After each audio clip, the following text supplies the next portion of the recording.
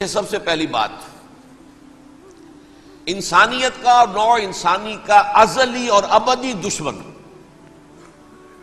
وہ ابلیس لعین ہے۔ یہ چونکہ چیزیں ایسی ہیں کہ جو ما وراء الطبیعات سے متعلق ہیں۔ ابلیس جن ہے، جن انویزیبل ورلڈ سے تعلق رکھتا ہے، غیر مرئی جو نظر نہیں آتی۔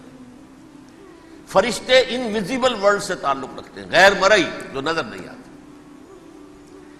یہ ہم جو ہیں اور یہ حیوانات دنیا میں جو ہے یہ مرئی ہے، ویزیبل ہے۔ آج کا عام ذہن جو انسان کا بن چکا ہے، سائنٹزم جسے کہا جاتا ہے، سائنسی نقطہ نظر، اس کا عام لوگوں پر بھی اثر یہ ہوا ہے کہ جو انویزیبل ورلڈ ہے اس کی باتوں کی طرف توجہ نہیں کرتے۔ ہاں عقیدہ تو ہے کہ ہے، جن بھی ہے، فرشتے بھی ہیں، لیکن کوئی ان کی اہمیت ہماری نگاہوں میں نہیں ہے۔ ساری نگاہیں مرکوز ہے visible world, physical world. Meta physics کا تو مضمون بھی اب سمجھ رہے ہیں کہ ختم کر دینا چاہیے، یونیورسٹیز سے فلسفے کے ڈپارٹمنٹس ختم ہو رہے ہیں، کیا ضرورت ہے اس کی؟ اصل شے یہ دنیا ہے، یہ عالم ہے، یہ کائنات ہے، یہ مادہ ہے، یہ حیات انسانی، حیات دنیاوی ہے۔ اس پر میرا جو مارکت الآراء مضمون تھا 1967 کے جون میں جو چھپا تھا، اسلام کی نشرت ثانیہ کرنے کا اصل کام، کہ جو عہد حاضر کی جو تہذیب ہے اس کے 3 بنیادی اصول کیا ہیں؟ خدا ہے یا نہیں ہے چھوڑو، اس بحث پہ نہ پڑھو، کائنات تو ہے نا، مادہ تو ہے نا، روح کوئی شے ہے یا نہیں ہے کیا پتا، کسی نے دیکھی نہیں آج تک، لہذا اس کے بارے میں گفتگو کا فائدہ کیا، وقت کا سیاہ۔ عالم آخرہ کوئی ہے یا نہیں ہے کیا پتا، کس نے آ کے بتایا مرنے کے بعد، لہذا اس بحث میں نہ پڑھو، یہ عالم دنیا تو ہے نا، اٹس ویری مچ پریزنٹ، لہذا ساری توجہ اس پر صرف کرو۔ تو خدا کے مقابلے میں کائنات پر توجہ، روح کے مقابلے میں مادے اور جسم پر توجہ، حیات اخروی کے مقابلے میں حیات دنیاوی پر توجہ، یہ ہے اصل میں کرکس آف دی میٹر، اس تہذیب جدید کا خلاصہ یہ۔ دیکھیے اللہ تعالیٰ نے جو مخلوقات پیدا کی ہیں ان میں ایک تقسیم تو ہو سکتی ہے ذی حیات اور بغیر حیات، جاندار چیزیں اور بے جان چیزیں۔ بے جان چیزیں بے شمار، یہ تمام فلکیات، یہ پوری کائنات، یہ زمین، یہ پہاڑ، یہ شجر و حجر، کیا؟ لیکن ایک ہے جاندار۔ ان جانداروں میں ایک تقسیم ہے، 2 کا تعلق غیر مرئی دنیا سے ہے، انویزیبل ورلڈ سے۔ فرشتے جو دکھائی نہیں دیتے، ان کی پیدائش ہوئی ہے نور سے۔ دوسرے جنات جو انسانوں سے پہلے پیدا کیے گئے، آدم سے پہلے، وَالْجَانَّ خَلَقْنَاهُ مِن قَبْلُ مِن نَارِ السَّمُومِ، جنات کو تو ہم بہت پہلے پیدا کر چکے تھے آگ کی لو سے، وہ بھی نظر نہیں آتے۔ تیسرے انسان اور اس دنیا میں جتنے بھی حیوانات ہیں، ان کا جو مادہ ہے وہ ارض، یہ زمین ہے، یہ مٹی سے بنے، تراب سے بنے، کرسٹ آف دی ارتھ سے بنے۔ اب ان میں ایک تقسیم ہے، ایک وہ ہے، ان تمام میں شعور تو ہے، حیوانات میں بھی شعور ہے، خود شعوری جسے کہتے ہیں سیلف کانشسنس، یہ صرف 3 میں ہے، فرشتہ، جن اور انسان۔ حیوانات میں خود شعوری نہیں ہے، کانشسنس ہے، سیلف کانشسنس نہیں ہے۔ تھوڑی سی بات سے سمجھا دوں آپ کو، میں دیکھ رہا ہوں، آپ مجھے دیکھ رہے ہیں، کتا بھی کوئی یہاں ہوتا تو مجھے دیکھ رہا ہوتا، لیکن کتے کو مجھے دیکھتے ہوئے یہ احساس نہیں ہوتا کہ میں دیکھ رہا ہوں، یعنی کتے کو یہ احساس نہیں ہوتا کہ وہ دیکھ رہا ہے، مجھے دیکھ تو رہا ہے، اس کو میں کا احساس نہیں ہے کچھ۔ میں جب دیکھ رہا ہوں تو میں سمجھتا ہوں میں دیکھ رہا ہوں، میں ہوں کوئی شے جو دیکھ رہا ہوں، یہ خود شعوری ہے، سیلف کانشسنس۔ کسی بھی کام کو کرتے ہوئے اپنے وجود کا احساس، میرا فیصلہ ہے، میری رائے ہے، یہ ہے در حقیقت سیلف کانشسنس، انا، سیلف، خودی۔ یہ حیوانات میں نہیں ہے، یہ ہے صرف ملائکہ، جنات اور انسان۔ اب یہاں مسئلہ پڑ گیا، بڑا پرپیچ مسئلہ۔ اللہ تعالیٰ نے پہلے انسانی ارواح کو پیدا کیا نور سے، پھر ناگ سے پیدا کیا، نار سے، آگ سے جنات کو، پھر مٹی سے بنایا، آدم کا حی اللہ، اس میں روح پھونک دی، اب آدم بن گئے۔ اعلان یہ کر دیا کہ خلافت عرضی جو ہے وہ آدم کو عطا کی جا رہی ہے۔ یہ پیچ پڑ گیا۔ اس پر تھوڑا سا اشکال تو فرشتوں کو بھی ہوا، قرآن میں ہے سورہ بقرہ کے 4 رکوع میں، أَتَجْعَلُ فِيهَا مَن يُفْسِدُ فِيهَا وَيَسْفِكُ الدِّمَاءَ وَنَحْنُ نُسَبِّحُ بِحَمْدِكَ وَنُقَدِّسُ لَكَ۔ پروردگار اس آدم کو تو خلافت دے رہا ہے، زمین کے اندر اختیار دے دے گا، یہ تو فساد کرے گا، کوریزی کرے گا، ہم تیری تسبیح و تحمید میں لگے ہوئے ہیں، جو بھی حکم ہو ارشاد ہو ہم بجا لاتے ہیں، تو ضرورت کیا ہے؟ اس کا جواب اللہ نے دیا، انی عالم ما لا تعلمون، میری مشیت، میری حکمت وہ میں ہی جانتا ہوں، ضروری نہیں کہ تم اس کو شیئر کر سکو۔ لیکن یہ جنات میں سے ایک جن تھا عزازیل۔ اب دیکھیے کہ جنات کو ایک قرب حاصل ہے ملائکہ کے ساتھ، کیوں؟ وہ نور سے پیدا کیے گئے، یہ نار سے پیدا کیے، کتنا قرب ہے دونوں میں۔ انسان پیدا کیا گیا مٹی سے، مٹی انرٹ ہے، آگ بھڑکتی ہے، اوپر اٹھتی ہے، شعلہ زن ہوتی ہے، انرجی ہے اس میں۔ نور اور نار میں بڑا قرب ہے۔ اور عربی کے ایک قاعدے سے تو یہ ایک ہی لفظ ہے، مادہ ایک ہی ہے، حروف علت جو ہے ایک دوسرے کی جگہ آ جاتی، تو یہ قرب ہے۔ اگرچہ زمین و آسمان کا فرق ہے دونوں میں۔ فرشتہ نور سے پیدا کیا گیا ہے، وہ پاک ہے، وہ اللہ کے کسی حکم کی خلاف ورزی کر ہی نہیں سکتا۔ لا یعصون اللہ ما امرہم ویفعلون ما یؤمرون، وہ جو بھی اللہ تعالیٰ حکم دیتا ہے اس کی کوئی معصیت یا نافرمانی نہیں کرتے، بلکہ جو حکم لیا جاتا مان لیتے۔ ذرا سا اشکال ہوا تھا، پوچھ لیا، جواب مل گیا، خاموش ہو گئے بس۔ لیکن عزازیل نامی ایک جن تھا، جو ایک تو جن ہونے کی نسبت سے فرشتوں سے کچھ نہ کچھ مماثلت تھی، قرب تھا، دوسرے یہ علم میں، زہد میں، عبادت میں اتنا اونچا تھا، اتنا اونچا تھا، اتنا اونچا تھا کہ یہ ملائکہ ہی کے صف میں شامل ہو گیا۔ اس نے عالم بغاوت بلند کر دیا۔ جب حکم دیا گیا کہ سجدہ کرو آدم کو، اب یہ دیکھیے کس قدر یہ اہم مضمون ہے، اور آپ سوچ رہے ہیں یہ باتیں آج پہلی مرتبہ ہمیں اس طرح سنائی جا رہی ہیں، یہ باتیں تو علم میں آتی نہیں ہمارے۔ وجہ کیا ہے؟ آپ کو دلچسپی نہیں ان چیزوں سے۔ جدید تہذیب نے ان چیزوں کی اہمیت کو زیرو کر دیا۔ قرآن میں اہمیت کا کیا عالم ہے؟ 7 جگہ یہ مضمون قرآن میں آیا ہے کہ فرشتوں کو ہم نے حکم دیا سجدہ کرو آدم کو، سب نے سجدہ کیا۔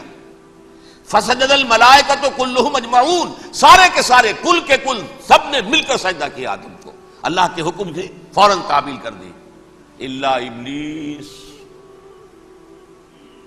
ابا واستکبر وکان من الکافرین۔ ابلیس نے نہیں کیا، انکار کیا، استکبار کیا، گھمنڈ کیا۔ اور اس کو سورہ کہف میں بیان کر دیا گیا، یہ اس لیے کہ وہ اصل میں جنات میں سے تھا، اگرچہ شامل تو تھا فرشتوں میں اس وقت۔ کانا من الجن ففسق عن امر ربہ، وہ اصل میں جنات میں سے تھا، اس وجہ سے وہ اپنے رب کے اس فیصلے کے خلاف کھڑا ہو گیا، سرکشی تھی اس میں۔ یہ معاملہ اتنا اہم ہے، اب آپ سمجھیے کہ 7 مرتبہ سورہ بقرہ، سورہ اعراف، سورہ حجر، سورہ بنی اسرائیل، سورہ کہف، سورہ طٰہٰ، سورہ صاد، 6 مکی صورتوں میں ذکر ہے یہ، اور ایک مدنی صورت سورہ بقرہ۔ ان میں سے اکثر مقامات پر پھر جب اللہ نے کہا کہ اچھا تم نے یہ سرکشی کی ہے اور ہمارے حکم کی خلاف ورزی کی ہے تو یہاں سے نکل جاؤ، دفع ہو جاؤ، تم مردود ہو، مردود ملعون، ان علیک لعنتی الی یوم الدین، اب تجھ پر لعنت رہے گی میری قیامت کے دن۔ اس نے کہا اچھا پروردگار پھر مجھے ذرا مہلت دے دے، رب فانظرنی الی یوم یبعثون، قیامت تک میری زندگی طویل کر دے۔ فذهب فإنک من المنظرین، کہہ دیا اچھا جاؤ، تمہاری یہ درخواست بھی ہم نے قبول کی۔ انہوں نے کہا پروردگار اب میں اس آدم کو بھی گمراہ کر کے چھوڑوں گا اور آدم کی نسل کو تباہ کر کے چھوڑوں گا۔ انتہائی شدید چیلنج کے انداز میں یہ قرآن مجید میں 4-5 مرتبہ مضمون آیا ہے۔ میں نے صرف 2 جگہ سے آپ کو اس وقت کوٹ کر کے سنایا تھا۔ سورہ اعراف میں اللہ تعالیٰ فرماتے ہیں قالا، اس پر ابلیس نے کہا فبما اغویتنی، تو اے رب جو تو نے مجھے گمراہ کیا ہے، مجھے ذلیل کر دیا، مجھ پر فوقیت دے دی، اس کو انا خیر منہ، میں اس سے بہتر ہوں، خلقتنی من نار و خلقتہ من طین، بنایا تو نے مجھے آگ سے اور اس کو بنایا مٹی سے، پھر مجھ سے مطالبہ کہ میں سجدہ کروں، اور میں نے سجدہ نہیں کیا تو اب تو نے مجھے ملعون قرار دے دیا۔ قال فبما اغویتنی لأقعدن لهم صراطک المستقیم، اب میں یہ نسل آدم کے لیے، اس کو برباد کرنے کے لیے تیری سیدھی راہ کے اوپر گھات میں بیٹھوں گا، سیدھے راستے پر چلنے نہیں دوں گا۔ ثم لآتینہم من بین ایدیہم، پھر میں ان پر حملہ آور ہوں گا، ان کے سامنے سے بھی، ومن خلفہم، ان کے پیچھے سے بھی، وعن ایمانہم، ان کے داہنی جانب سے بھی، وعن شمائلہم، اور ان کے بائیں جانب سے بھی، ولا تجد اکثرہم شاکرین، اور تو دیکھے گا کہ ان کی اکثریت تیری شکر گزار بندوں پر مشتمل نہیں ہوگی۔ یہ چیلنج تھا، اور ایک چھوٹا سا چیلنج جو سورہ صاد میں آیا ہے، اور یہاں تو اس نے اللہ کے جلال کی قسم کھا کر کہا قال فبعزتک لأغوینہم اجمعین، اے رب تیری عزت، تیرے جلال کی قسم ہے میں ان سب کو گمراہ کر کے چھوڑوں گا، الا عبادک منہم المخلصین، سوائے ان میں سے وہ کچھ لوگ جنہیں تو خالص اپنا بندہ بنا لے، جنہیں تو اپنا بندہ بنا لے، مخلص، مخلص نہیں، مخلص یہ مفعول ہے، فاعل نہیں ہے، جسے تو بنا لے۔ بعض لوگوں کو اللہ چن لیتا ہے، هو اجتباکم، تمہیں چن لیا ہے، استفاء، اجتباء، بس وہ بچیں گے جن کو تو اپنی خاص امان میں لے لے گا، باقی میں سب کو گمراہ کر کے چھوڑوں۔ یہ ہے اصل دنیا میں نوع انسانی کا ابدی دشمن، ازلی سے ابدی تک۔ اور اس میں نوٹ کیجئے کہ اس کی اصل بنیاد کیا ہوئی؟ 2 لفظ، تکبر اور حسد۔ استکبرا، تکبر کیا، انا خیر منہ، میں اس سے بہتر ہوں۔ یہ ساری بس کی گانٹھ یہی ہے، سب سے بڑی گمراہی کی وجہ یہی ہے۔ اسی لیے کہا ہے حدیث میں لن يدخل الجنہ من کان فی قلبہ مثقال حبۃ من کبر، جنت میں ہرگز وہ شخص کبھی بھی داخل نہیں ہو سکے گا جس کے دل میں رائے کے دانے کے برابر بھی کبر ہے۔ تکبر سب سے بڑا جرم، الکبر ردائی، اللہ فرماتا ہے یہ تکبر، یہ تو میری چادر ہے، کوئی شخص تکبر کرتا ہے تو گویا میری چادر گھسیٹ رہا ہے میرے کندھے سے۔ عرب میں کسی شخص کی توہین کرنی ہوتی تھی تو اس کی چادر گھسیٹتے تھے، ننگا کر دیا گویا کہ تو یہ میری ردائی ہے، الکبر ردائی، یہ میری چادر ہے، یہ جامہ مجھے زیب دیتا ہے، مجھ پر راستہ تھا۔ اور حسد، آدم کو جو برتری عطا ہو گئی، اس حسد کی آگ میں وہ جل رہا ہے اور اس کا انتقام لینا چاہتا ہے۔ آدم سے بھی، آدم کو بھی گمراہ کیا، جنت سے نکلوایا، ویسے نکلنا تو انہیں تھا ہی مشیت اذنی میں، لیکن فوری طور پر اللہ کے حکم کی خلاف ورزی تو کروائی نا۔ فعصى آدم ربہ فغوى، آدم نے اپنے رب کے حکم کی نافرمانی کی اور گمراہ ہوا عارضی طور پر۔ یہ دوسری بات ہے، توبہ کر لی، اللہ نے توبہ قبول فرما لی، معاف کر دیا۔ کوئی مستقل جو ہے وہ نسل انسانی پر اس گناہ کا اثر متوارث طور پر نہیں آ رہا ہے، ختم ہو چکا معاملہ، ہوا تھا ہو گیا۔ فتلقى آدم من ربہ کلمات فتاب علیہ انہ هو التواب الرحیم۔ اور توبہ کی شان یہ ہے جب وہ قبول ہو جائے اللہ کی جناب میں، کیا تائب من الذنب کمن لا ذنب لہ، گناہ سے توبہ کرنے والا ایسے ہوتا ہے جیسے اس نے کبھی گناہ کیا ہی نہیں تھا۔ لیکن بہرحال وہ گمراہ کرنے میں کامیاب ہو گیا، حضرت آدم اور حوا کو بھی، اور نوع انسانی کی عظیم اکثریت، عظیم اکثریت، عظیم اکثریت اس کے داؤ میں آئی ہوئی ہے نہیں۔ کتنے ہیں وہ عباد اللہ المخلصین، الا عبادک منہم المخلصین، کتنے ہیں جو واقعتاً خالصتاً اللہ کے بندے بن گئے ہوں، جنہیں اللہ نے اپنا بنا لیا، اپنا قرار دے دیا۔ اب اس کے ساتھ نوٹ کیجئے، اس ابلیس کے ساتھ ایک فوج بھی ہے جسے قرآن مجید میں کہا گیا ہے کہ یہ اس کی پارٹی ہے، حزب الشیطان، یہ اکیلا نہیں ہے۔ ایک تو وہ عزازیل ہے، اس کی طویل ترین عمر اللہ نے دے دی، وہ تو قیامت تک رہے گا۔ باقی بھی جنات جو ہیں ان کی نسل میں سے، یا اس کی نوع میں سے، اس کی نسل میں سے، جنات کی عمریں انسانوں کی عمروں سے زیادہ ہیں، بہت زیادہ ہیں، لیکن پھر بھی اتنی نہیں ہے۔ یہ خاص ہے اس کا معاملہ کہ اس نے کہا تھا رب انظرنی الی یوم یبعثون، مجھے دے دے مہلت اس وقت تک تاکہ میں ثابت کر کے دکھا دوں کہ جسے تو نے یہ خلافت دیا یہ اس کا اہل نہیں ہے۔ Let me prove this point ولا تجد اکثرهم شاکرین، تو ان کی اکثریت کو شکر گزار نہیں پائے گا۔ وہ ابلیس جو ہے وہ ریکروٹ کرتا ہے اپنے فوجی، اول تو خود جنات میں سے جو اس کے نمبر 1 لشکری ہے۔ قرآن مجید میں اس کا اشارہ دیا گیا ہے انہو یراکم ہوا وقبیلہ من حیث لا ترونہم۔ دیکھو لوگو، اے انسانوں، وہ ابلیس لعین عزازیل اور جو اس کی قبیلے کے لوگ ہیں، جنات ہیں، وہ تمہیں وہاں سے دیکھتے ہیں، تاکتے ہیں اور حملہ کرتے ہیں جہاں سے تم انہیں نہیں دیکھتے۔ وہ غیر مرئی ہیں، انویزیبل ہیں، تمہیں نظر نہیں آتے۔ ویزیبل دشمن کا وار تو روک لو گے، انویزیبل کا کیسے روکو گے؟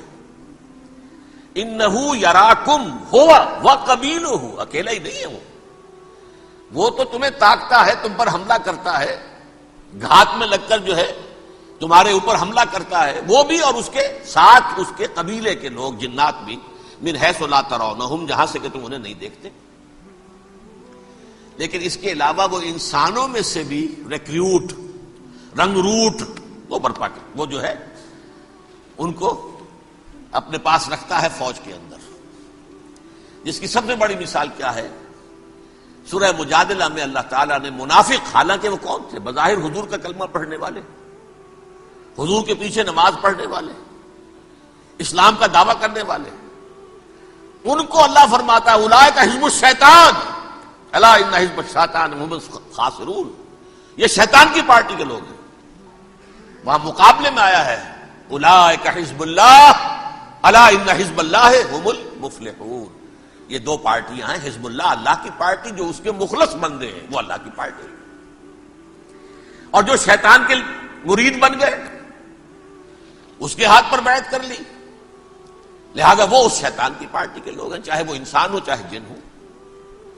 تو انسانوں میں سے بھی اس کے حزب میں، اس کی پارٹی میں اس کے ایجنٹ ہیں اور بہت ہیں، بلکہ بہت سے تو ایسے ہیں کہ جو جنات کے بھی کان کتر دیں، ان کو بھی شیطنت سکھا دیں، پڑھا دیں۔ لیکن اب ایک بات سمجھیے، ایک دنیا میں نسل اور قوم بھی ایسی ہے جو ایک خاص وقت سے بحیثیت مجموعی من حیث القوم ابلیس کی ایجنٹ بن گئی ہے۔ وہ کون ہے؟ وہ یہودی ہے۔ یہ یہودی قوم جو ہے، اس میں ایک تو کچھ یہ کہ ان کی فطرت کے اندر یہ تھا کہ ہم ہیں اصل انسان، باقی انسان جو ہے وہ انسان نما حیوان ہے، ان کی کوئی حیثیت ہی نہیں۔ ہم ہیں اصل انسان، نحن ابناء اللہ واحباؤہ۔ باقی یہ جنٹائلز، یہ گوئمز، غیر یہودی، یہ تو حیوانات ہیں۔ اب جیسے کہ انسانوں کو حق ہے کہ حیوانوں کو ایکسپلائٹ کریں، استعمال کریں، گھوڑے کو آپ ٹانگے میں باندھتے ہیں کہ نہیں؟ اس کی پسینے کی اور محنت کی کمائی ہے جو کھاتا ہے ٹانگا چلانے والا۔ البتہ یہ ضرور ہے کہ چونکہ اگلے روز پھر جوتنا ہے تو کچھ نہ کچھ تو اسے بھی کھلائے گا نا، اپنی کمائی میں سے کچھ دانے کھلائے گا، کچھ اور گھاس دے گا، یا بیل کو جوتنا ہے ہل میں تو کچھ نہ کچھ اس کو دینا ہوگا کھانے کو، لیکن پھر اسے استعمال کرنا ہے۔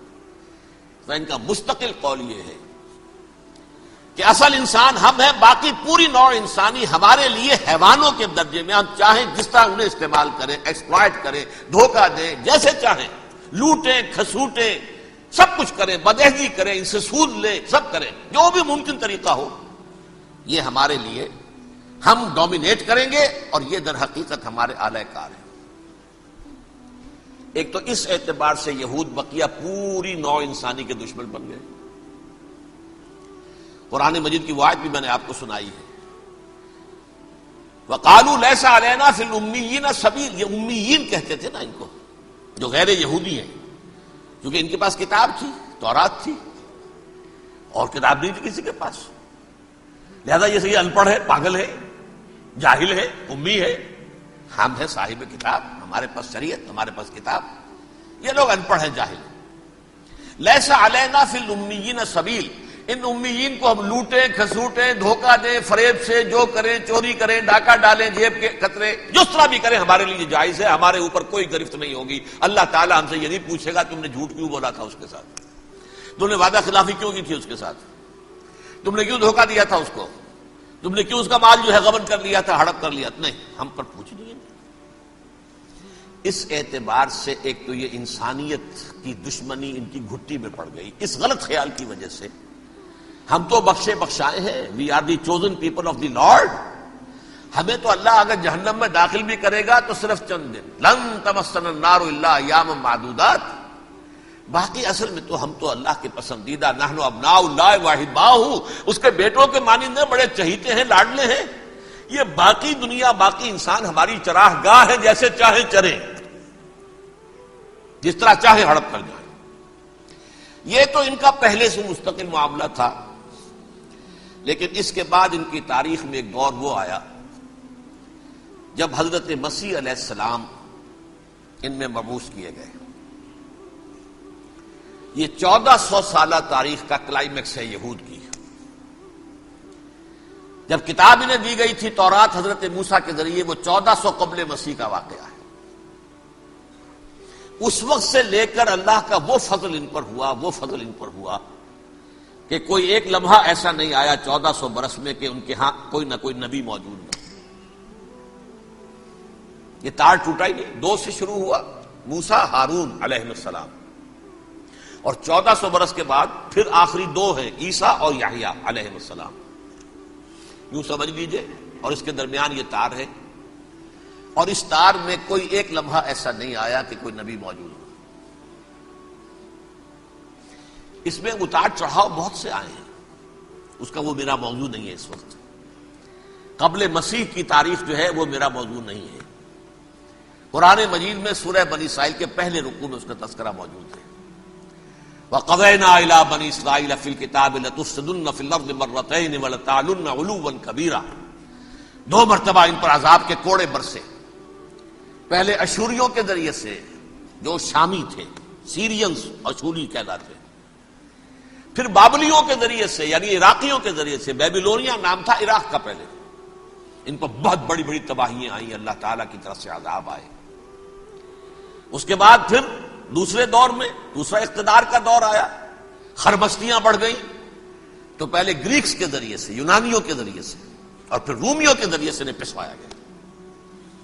یہ دور گزر چکے تھے ان پر، 2 عروج کے دور اور 2 زوال کے دور. میری چھوٹی سی کتاب ہے تنظیم اسلامی کا تاریخی پس منظر، 6-7 روپے کی ہوگی. اس کو آپ دیکھیں گے تو اس میں اس کا پورا نقشہ آپ کو مل جائے گا. ویسے تو یہ کہ میری جو ذرا بڑی کتاب ہے سابقہ اور موجودہ مسلمان امتوں کا ماضی، حال اور مستقبل، اس میں نے ان معاملات پر بڑی تفصیل سے بحث کی. بہرحال یہ جو دور تھا ان کا 1400 سالہ، وہ اونچ نیچ سے ہوتا ہوا جب آیا ہے حضرت مسیح کی بعثت پر، تو ان کی شرارت کی انتہا یہ ہو گئی کہ اللہ تعالیٰ نے مسیح کو رسول بنا کر بھیجا. رسولاً الی بنی اسرائیل. حضرت موسیٰ اور حضرت عیسیٰ کے درمیان رسول کوئی نہیں ہے، سب نبی ہیں. حضرت موسیٰ رسول تھے اور حضرت عیسیٰ رسول ہیں. درمیان میں داؤد ہو، سلیمان ہو، یشعیاء ہو، زکریا ہو، یہ سب نبی ہیں. یحییٰ نبی ہیں، رسول نہیں ہے. لہذا وہ شہید کر دیے گئے. رسول شہید نہیں ہو سکتا، قتل نہیں ہو سکتا. لیکن عیسیٰ اور موسیٰ کے درمیان 1400 برس ان کے جو ہیں، تو اس کا کلائمیکس ہے حضرت مسیح علیہ السلام کی بعثت. اور حضرت مسیح علیہ السلام کو جسے اللہ نے اپنی روح قرار دیا، روح منہ، کلمتہ القاہا الی مریم، اللہ کا کلمہ.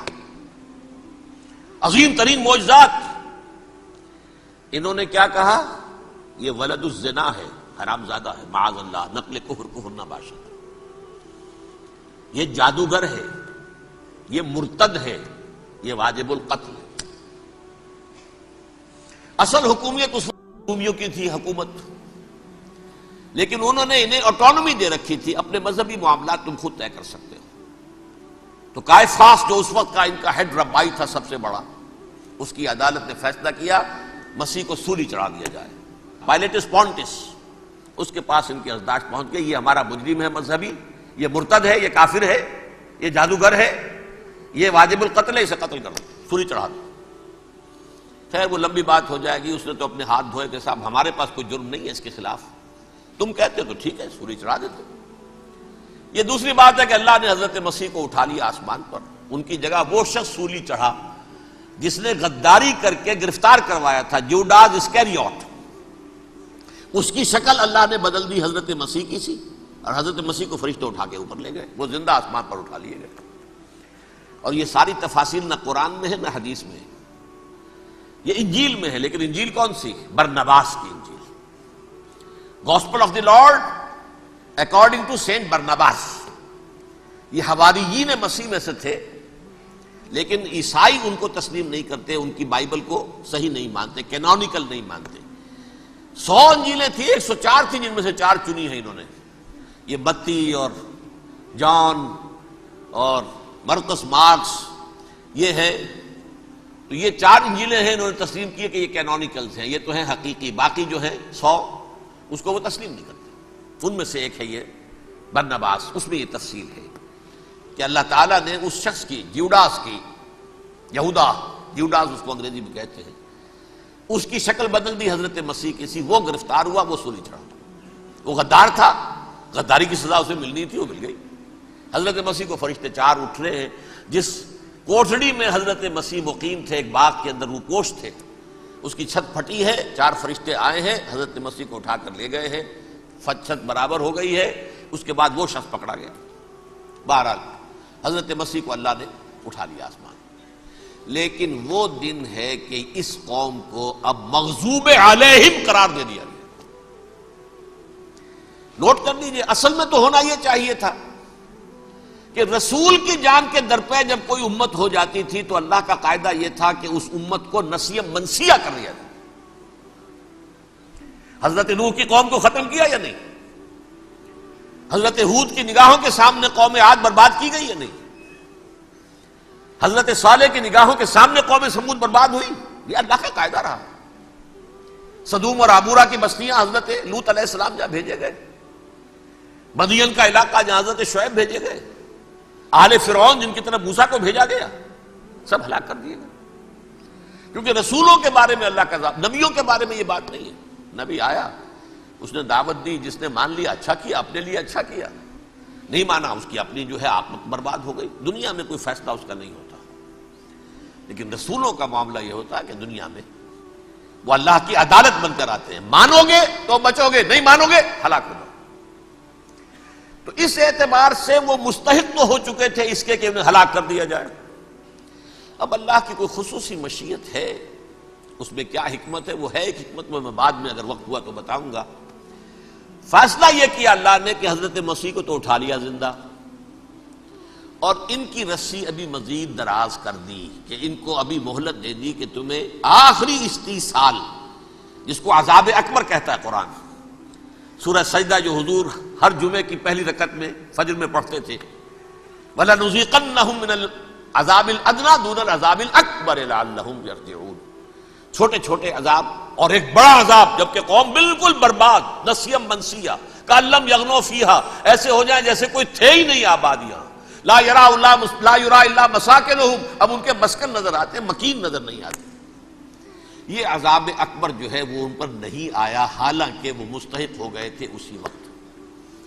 اس کو یوں سمجھیے کہ کسی شخص کو پھانسی کا حکم تو ہو جائے، ایگزیکیوشن نہیں ہوئی. ہوتا ہے کئی سال گزر جاتے ہیں پڑے ہوئے، اور معاملات جو ہیں وہ چلتے رہتے ہیں. یہ معاملہ ہوا اس کے ساتھ، ورنہ یہ مستحق ہو چکے تھے آخری بربادی تباہی کے، عذاب استیصال، جڑ سے کاٹ دینے والا عذاب. وہ آ سکتا تھا ان پر اسی وقت، لیکن اللہ نے ان کی مہلت دراز کی ہے۔ لیکن اس کے بعد اللہ نے ان کو ایک اور موقع دیا۔ 600 برس بعد حضرت مسیح کے محمد الرسول اللہ صلی اللہ علیہ وسلم کی بعثت ہوئی، اور یہ میں سمجھتا ہوں کہ اس قوم پر اللہ کا اتنا بڑا فضل تھا، اتنا بڑا فضل تھا، اتنا بڑا فضل تھا۔ اب پھر ایک موقع دیا، عسیٰ ربکم ان یرحمکم وان عدتم عدنا۔ دیکھو اب بھی تمہیں ہم ایک موقع دے رہے ہیں، تمہارا رب تمہارے اوپر اب بھی فضل کرنے کو تیار ہے، رحم فرمانے کو تیار ہے۔ ان ھذا القرآن یہدی للتی ہی اقوم، اس قرآن کے سائے میں آ جاؤ، یہ شاہدرا ہے ہدایت میں آنے کا، اس میں داخل ہو جاؤ، محمد کی تصدیق کرو صلی اللہ علیہ وسلم، دامن محمدی میں آ جاؤ، اب بھی ہم تمہارے گناہ بخش دیں۔ لیکن نہیں، اس قوم نے حضرت محمد صلی اللہ علیہ وسلم کی دشمنی کی کمر کس لی، اور اب یوں سمجھیے اس تاریخ سے لے کر آج تک یہ گٹھ جوڑ ہے۔ ظاہر بات ہے کہ ابلیس کا بھی اصل دشمن اب کون ہے، یا ہدف کون ہے، ٹارگٹ کون ہے؟ جنہوں نے محمد کو نہیں مانا صلی اللہ، وہ تو ہے ہی جہنمی، ان پر کوئی اور محنت کرنے کی ضرورت کیا ہے؟ سمجھ گئے میری بات؟ حضور کی بعثت کے بعد جنہیں حضور کو رد کر دیا، ان پر ایمان نہیں لائے، وہ کون ہے؟ کافر، وہ جہنمی ہے ہی ہے۔ لہذا اس کے اوپر کوئی محنت صرف کرنے کی ابلیس کو ضرورت نہیں، اس کا اصل ٹارگٹ امت محمد ہے صلی اللہ علیہ وسلم۔ وہ ساری نوع انسانی کی دشمنی اب آ کر مرکوز ہو گئی ہے امت محمد صلی اللہ علیہ وسلم کی دشمنی پر۔